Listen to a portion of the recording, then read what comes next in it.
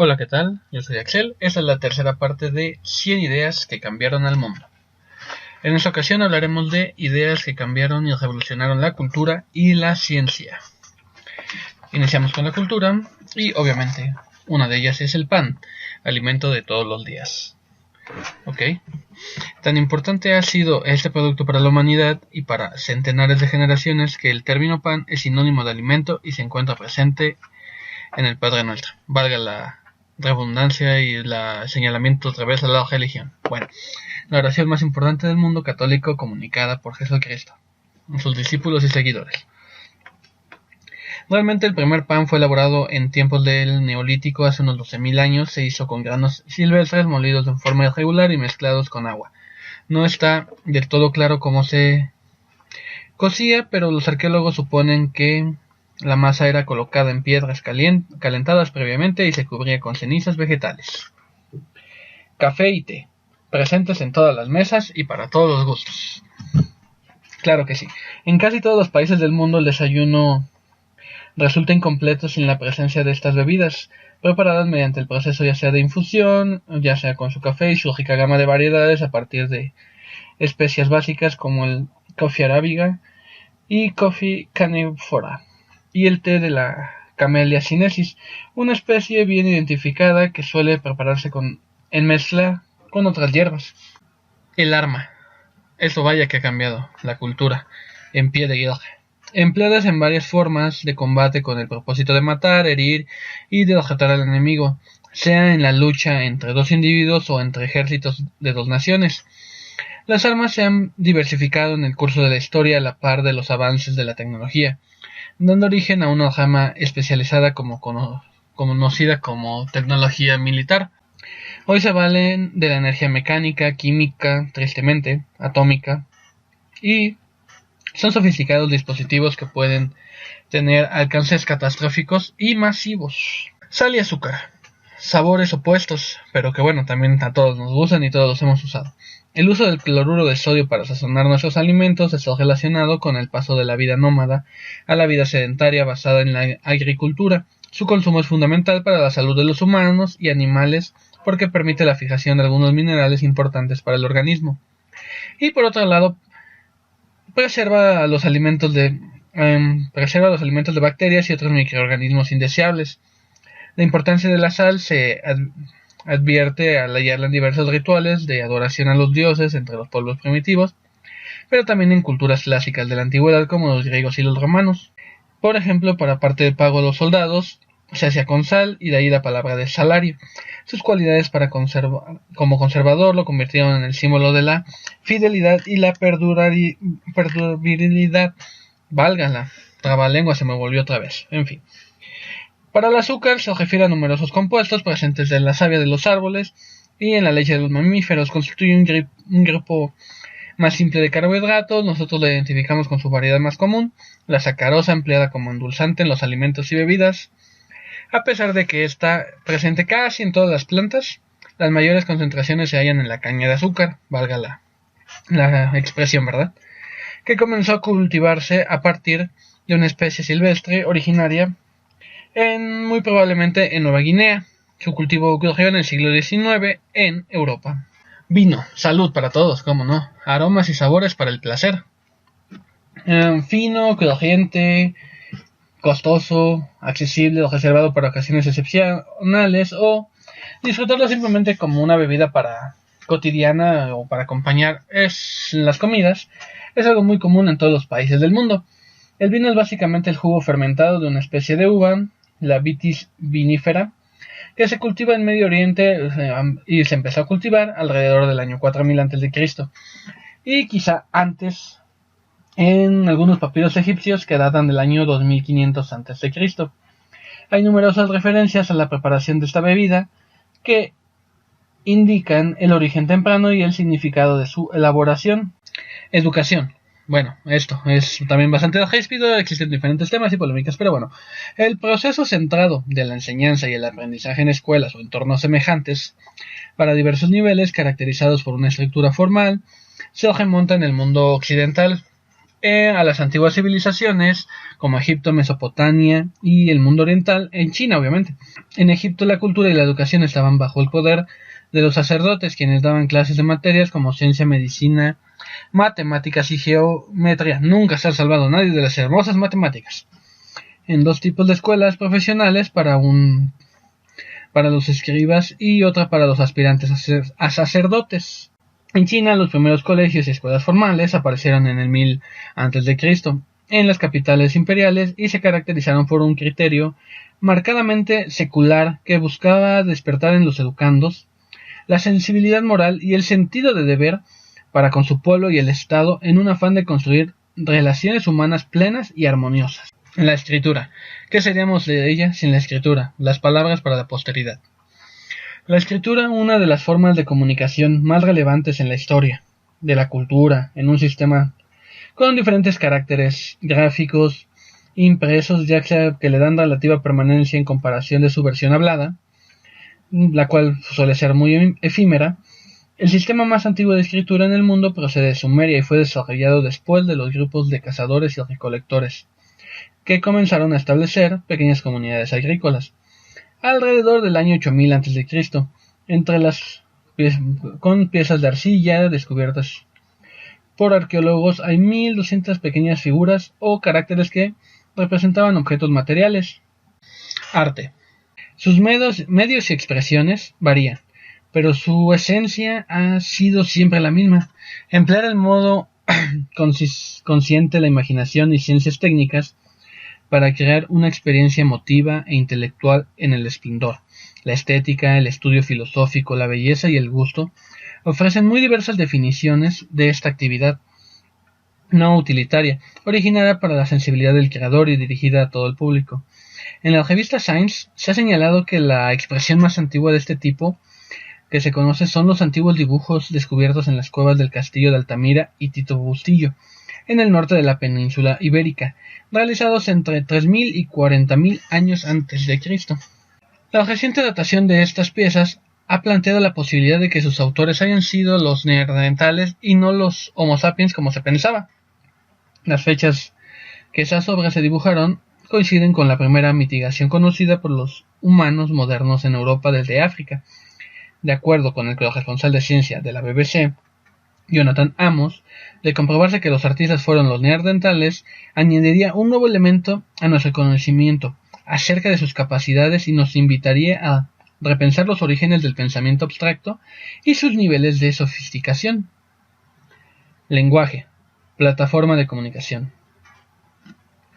Además de las señales que se dan a entender, el lenguaje es un sistema de símbolos hablados o escritos, a través del cual los seres humanos, como miembros de un grupo social y participantes en su cultura, expresan mensajes. Entre sus funciones está la comunicación, la expresión de identidad, el juego, la liberación emocional. Su origen ha sido objeto de especulaciones y se ha convertido en el asunto fascinante para todos los expertos. Las únicas evidencias disponibles corresponden al lenguaje escrito y datan cuando mucho de hace 4000 a 5000 años. El lenguaje hablado, del que resulta imposible tener evidencias, pudo haber existido mucho antes. Se supone que su aparición es contemporánea al Homo sapiens, hace unos 150.000 años, la especie a la que pertenecemos los seres humanos, según. Los especialistas no solo han tratado de ubicar en qué momento surgió el lenguaje en la historia, sino también comprender el proceso que siguió. Entre esos esfuerzos sin conclusiones definitivas se encuentra el ensayo sobre el origen del lenguaje de Jonathan Gottfried von Herder y el ensayo sobre el origen de las lenguas de Jean-Jacques Rousseau. Alfarería. Trastes para el hogar. El método que nos parece sencillo hoy día, dar forma a un objeto con arcilla fresca y coserlo para endurecer a través del calor, pero este descubrimiento fue fundamental para la creación de objetos utilitarios, como platos para servir comida o vasijas para obtener agua, el mismo que marcó el nacimiento en las artes decorativas, que hallaron en esa plataforma un excepcional medio de expresión en un proceso que se extiende hasta la actualidad. ¿Qué seríamos de esto? Hoy simplemente no conoceríamos los platos de ningún estilo. El mundo oriental, donde alcanzó grados de refinamiento muy superiores a los del mundo occidental, la alfarería procede del periodo neolítico y los ejemplos más antiguos han sido hallados en las provincias de Henan y Gansu. Casa. La casa, ¿quién se hallaría si no fuera en una cueva? Al final sería un hogar, bueno, sería una casa, refugio para la familia.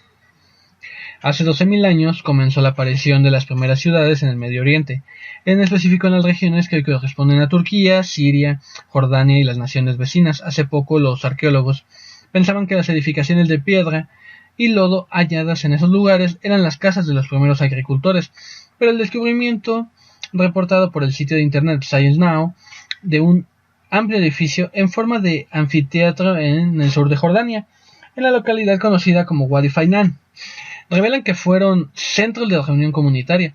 El arqueólogo Trevor Watkins, profesor emérito de la Universidad de Edimburgo en el Reino Unido, sostiene que emperó para el siguiente, siendo posible que otras construcciones de la zona y que se hayan sido empleadas como viviendas, esas estructuras de 12.000 años de antigüedad ofrecen una perspectiva sobre la vida y los modelos de convivencia en el Neolítico. Me pregunto si también pagaban renta, muy posiblemente. Bueno, en fin. Ropa. Contra la inclemencia, contra la desnudez y la moral y lo que sea, pero es una gran idea que cambió al mundo. No es fácil determinar cuándo empezó la confección de las primeras prendas de vestido, aunque una observación importante es que ocurrió después de que los seres humanos perdieron el pelo que cubrían sus cuerpos. Los datos genéticos indican que ello sucedió entre 1.2 y 3 millones de años, y la ropa pudo aparecer en ese espacio. Sin embargo, dada la amplitud de ese lapsus, ha sido necesario emplear otros enfoques para determinar con la mayor precisión el momento de su creación. Con este propósito de indagarlo, los expertos han recurrido al estudio de los piojos. Se sabe que los que habitan en el cuerpo son diferentes a los que habitan en la cabeza, y que viven específicamente en las prendas de la ropa. En el ensayo Origin of Clothing Life Indicates Early Clothing Used by Anatomica Lily Mother Humans in Africa, los investigadores Melissa Tubbs, Andrew Kitchen, Jessica Light y David L. Reed sostienen que en esa hipótesis y señalan que los piojos de la ropa se diferenciaron de los de cabeza hace 83.000 y 170.000 años. Fuego. Yo creo que uno de los más importantes para toda la humanidad, sin lugar a dudas. Luz y calor. El control de los procesos de combustión de los materiales inflamables destaca entre las herramientas esenciales de la especie humana. Fue un paso clave en la marcha de la civilización.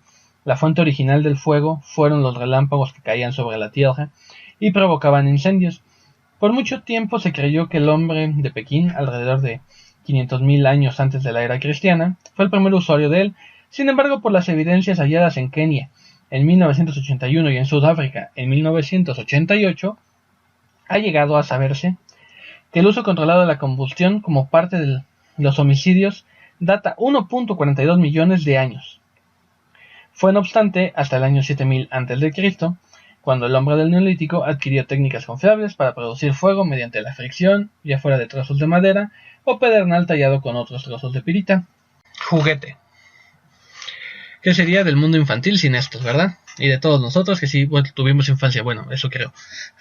A través de los juguetes, los niños se familiarizan con el mundo y las actividades de las personas mayores. Se presume que desde una etapa muy temprana de su desarrollo el Homo sapiens utilizó, con un fin lúdico, objetos naturales a su alcance y solo para una etapa posterior creó artículos específicos para divertirse.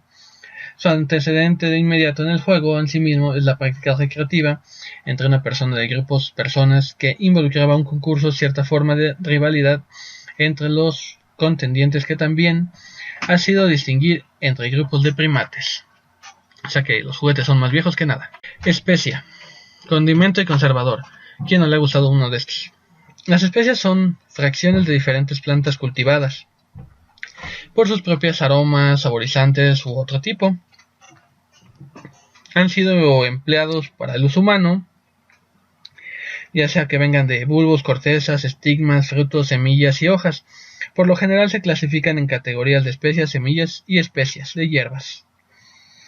Estos han sido de diferentes formas. No existe información confiable sobre el momento en que los seres humanos comenzaron a poner estas sustancias vegetales aromáticas en la comida a manera de condimento, pero se sabe que el ajonjolí y el ajo fueron algunas de las primeras en los sustentosos banquetes celebrados por los califas de Bagdad, que servían platillos preparados con hierbas y especias.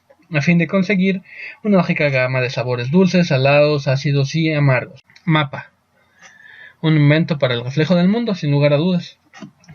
Hoy no queda un solo rincón de la Tierra, por lo menos eso creemos, que no conozcamos, obviamente por los avances satelitales y eso, pero bueno, no todos los accidentes geográficos del globo terráqueo están en algún mapa, estudio o inventario que, con sorprendentes imágenes satelitales, como comentaba, a las que fácilmente podemos accesar a través de Internet.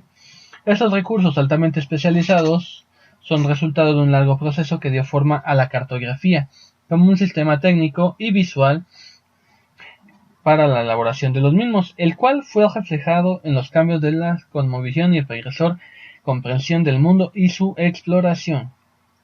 El mapa más antiguo que se conserva es el Imago Mundi, o imagen del mundo, elaborado en Babilonia en el siglo VI a.C., reconstruido por el arqueólogo Edgar Honder. En él se presenta una Babilonia a la orilla del río Éufrates, rodeada por una masa circular de la Tierra que a su vez se sitúa dentro de un inmenso mar con 7 islas señaladas en las respectivas puntas de una estrella.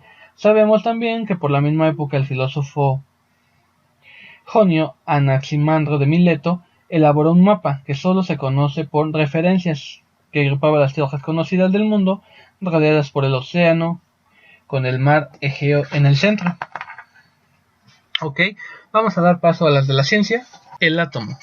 Esa unidad que detectamos y que encontramos como el todo. Esa unidad mínima de la materia que se encuentra con las propiedades características de un elemento químico. Consiste en un núcleo de carga eléctrica positiva de neutrones y protones rodeado por una nube de electrones con carga eléctrica negativa. Distinguir esa unidad y comprender su diseño fue un proceso que tomó siglos. Tuvo sus inicios de especulaciones filosóficas de Leucipo de Mileto, Demócrito de Abdarea en el siglo V.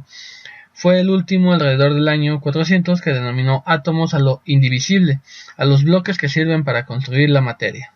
Fue la moderna teoría atómica, que es sin embargo muy posterior, que comenzó en el siglo XIX con los trabajos del químico y físico John Dalton, que con su obra Nuevo Sistema de Filosofía Química convirtió la filosofía atómica de los griegos en teoría científica aplicada.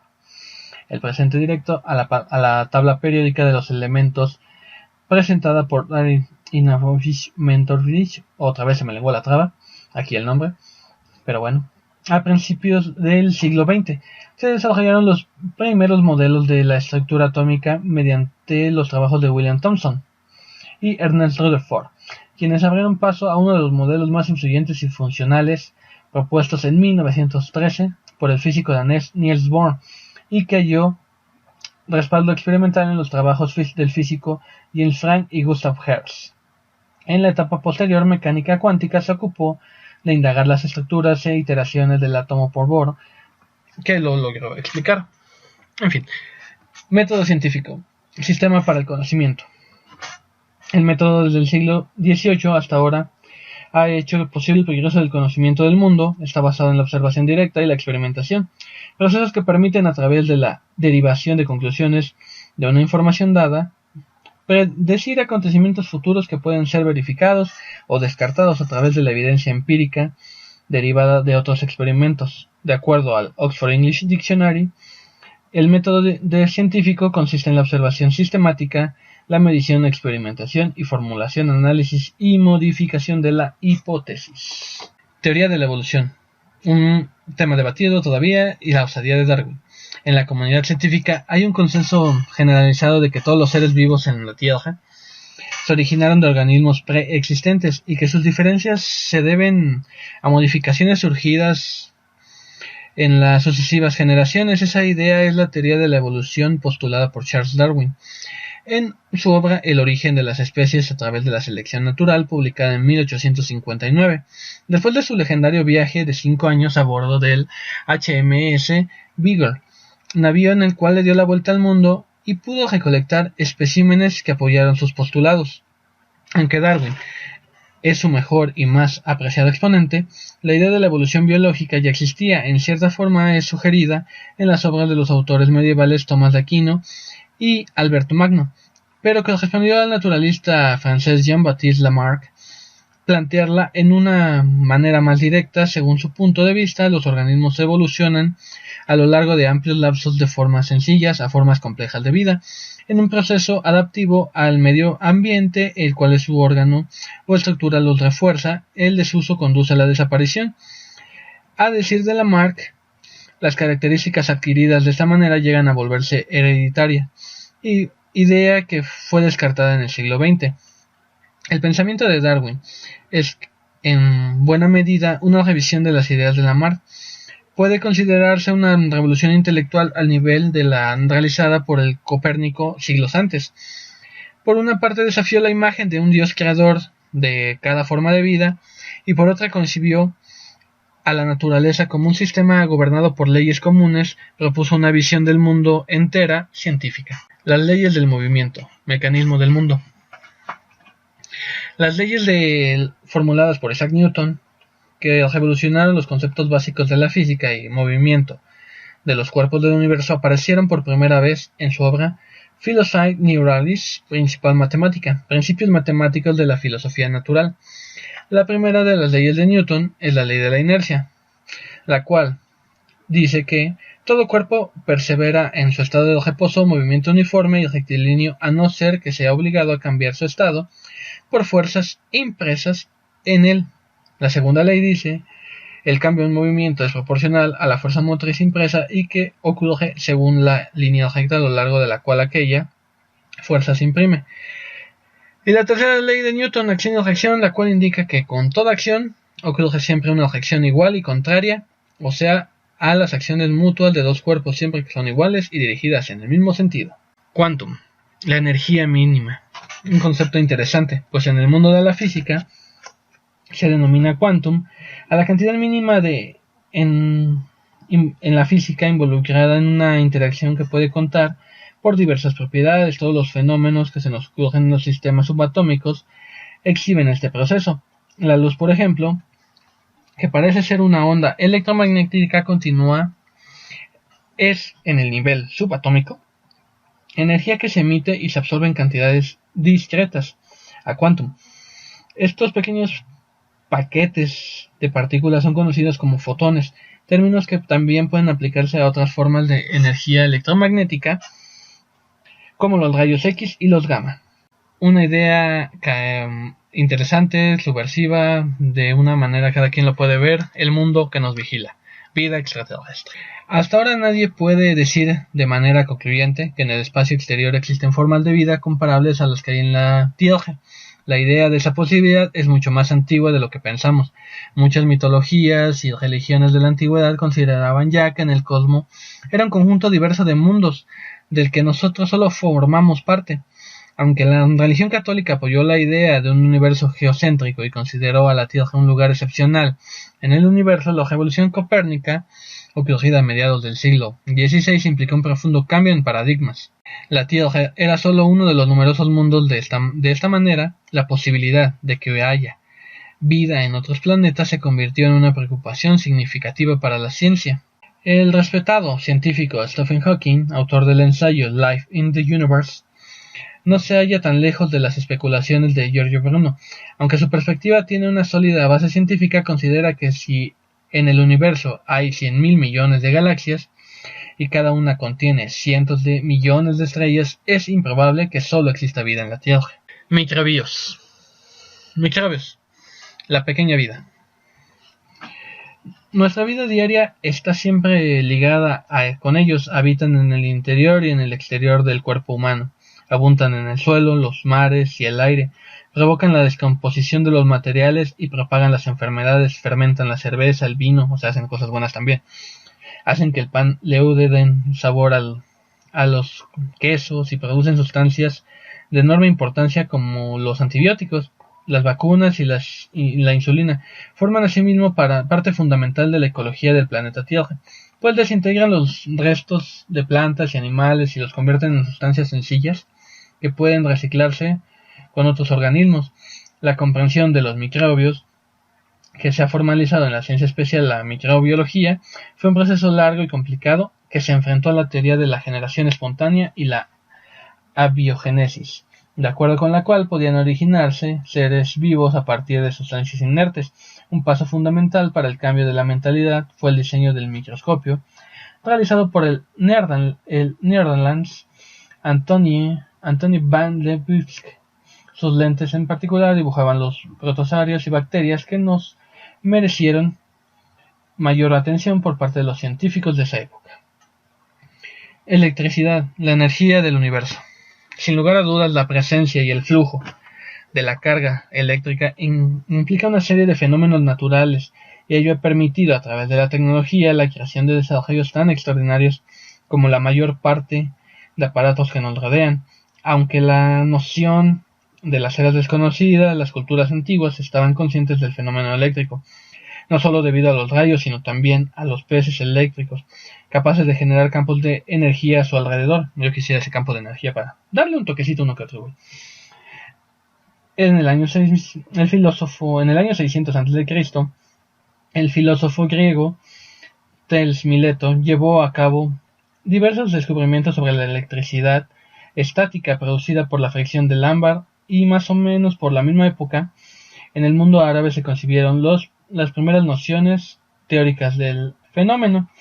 Sin embargo, como todos sabemos, el legendario experimento de Benjamin Franklin realizado en 1752 con un cometa fue el que le permitió descubrir que el relámpago era de naturaleza eléctrica. La ciencia eléctrica progresó durante el siglo siguiente con los trabajos de pioneros como Alessandro Volta, muy conocido por los volts, dado a su nombre, Michael Faraday y George Ohm.